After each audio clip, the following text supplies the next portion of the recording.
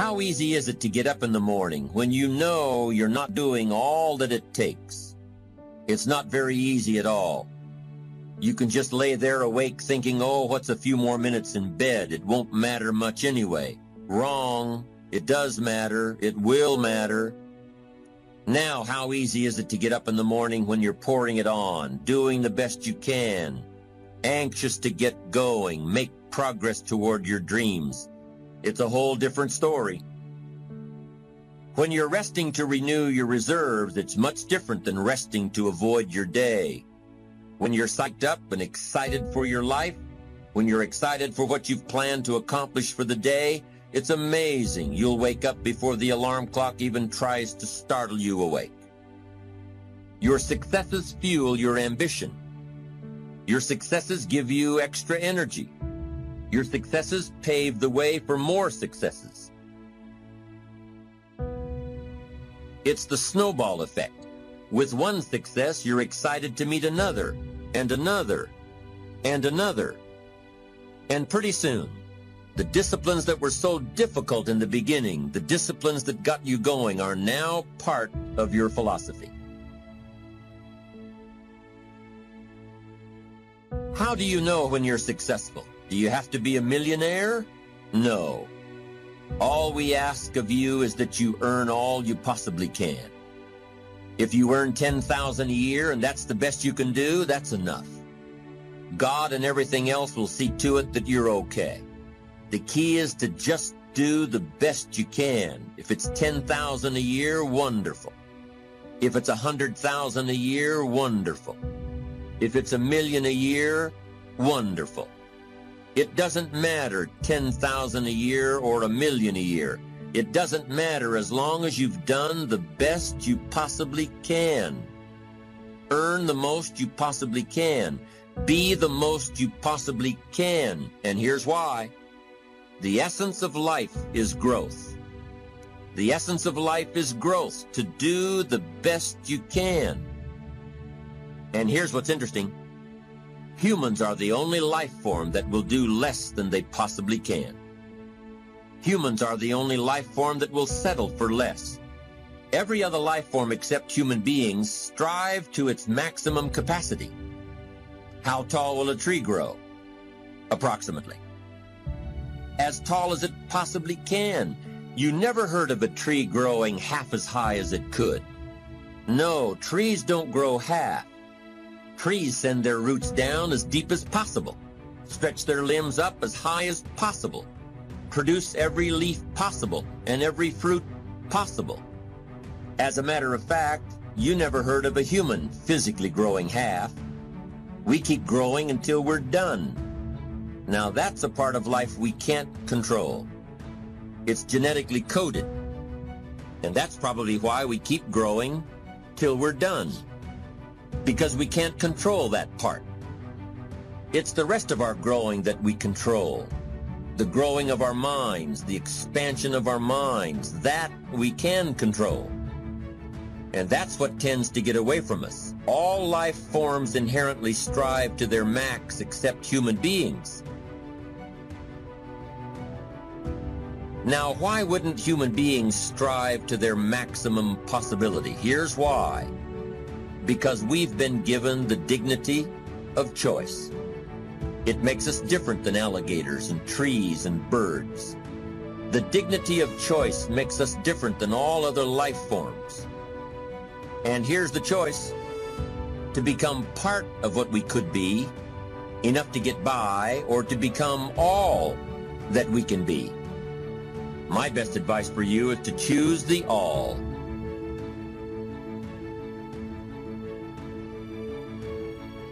Earn all you can, make all the friends you can, read as many books as you can, develop as many skills as you can, see as much as possible, do as much as possible, make as much fortune as possible, give as much of it away as possible. The max, there's no life like it. I'm telling you, once I got on track, I've never looked back. Pick up the challenge, go for it. Take the best of the two easies, take the route of it's easy to get ahead, it's easy to do all you can, it's easy to succeed, it's easy to have financial freedom. The more you do, the more you get.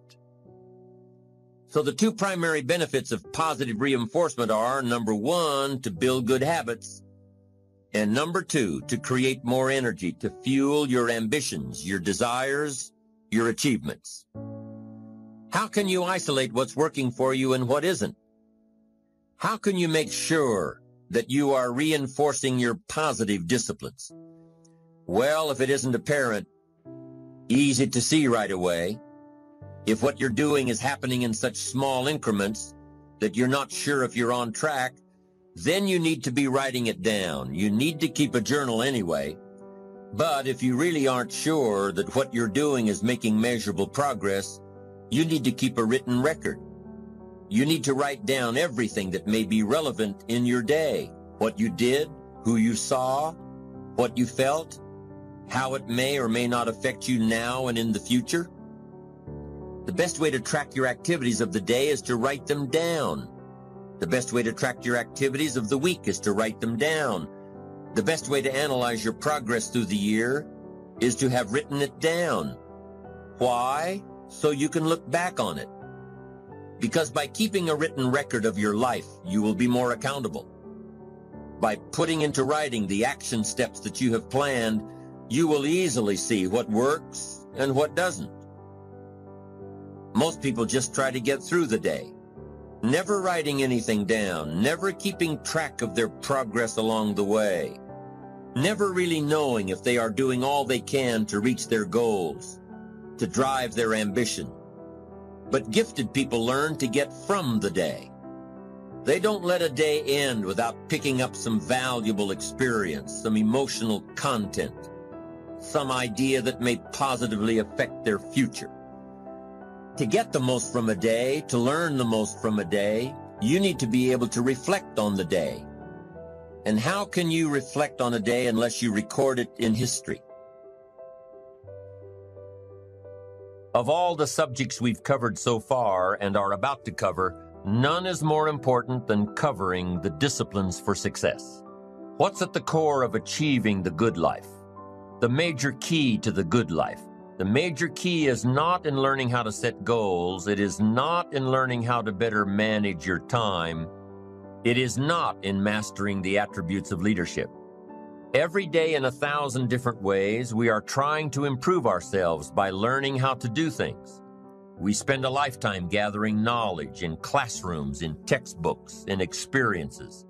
Now, if knowledge is power, if knowledge is the forerunner to success, then why do we fall short of our objectives?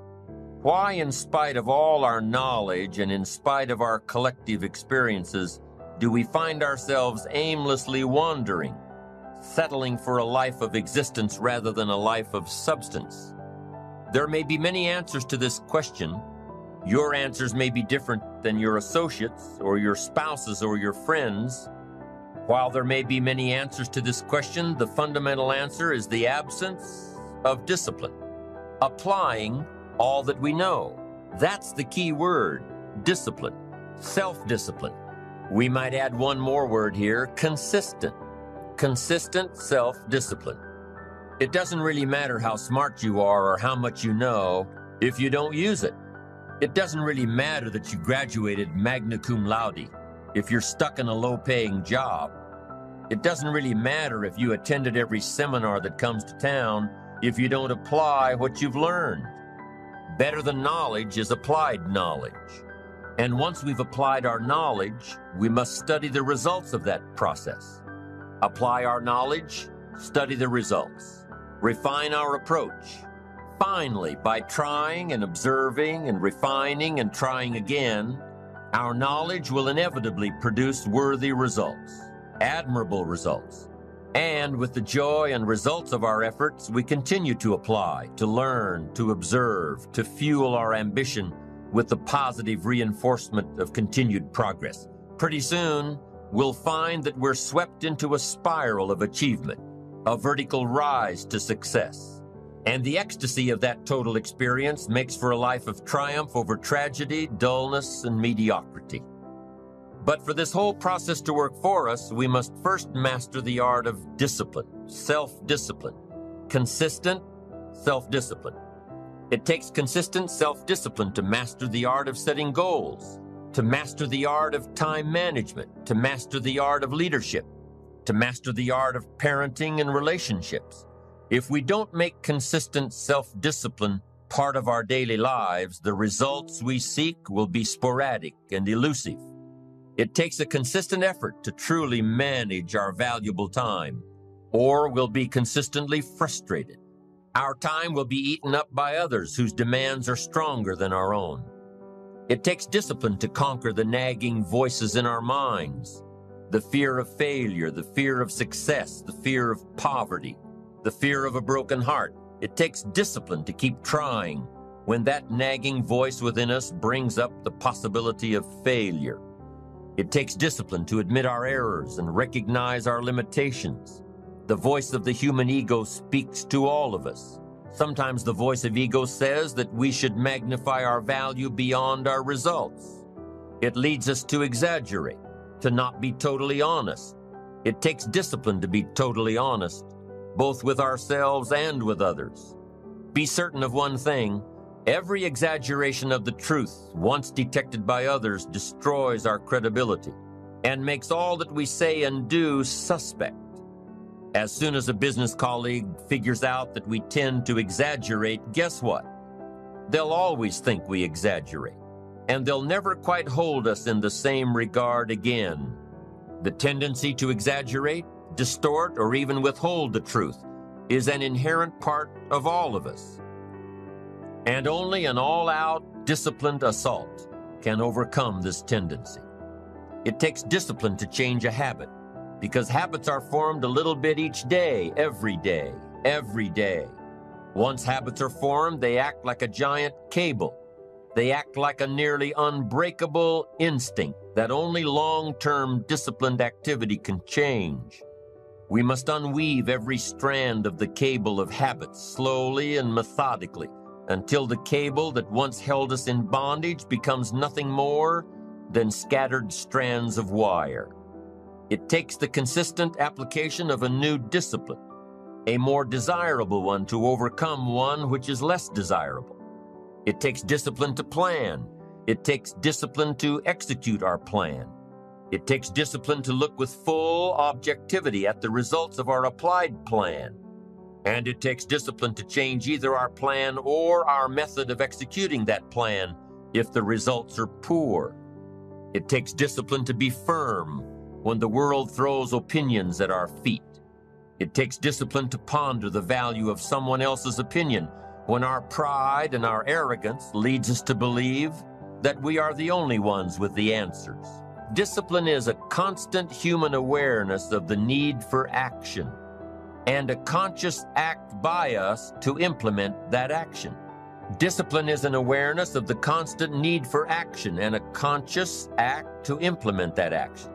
If our awareness and our implementations occur at the same time, then we begin a valued sequence of disciplined activity. Now, here's the other side of discipline. If there's considerable time that passes between the moment of awareness and the time of our implementation, then that is called procrastination. Doing it tomorrow instead of today. Procrastination, an almost exact opposite of discipline. The voice within us says, get it done. Discipline then says, do it now.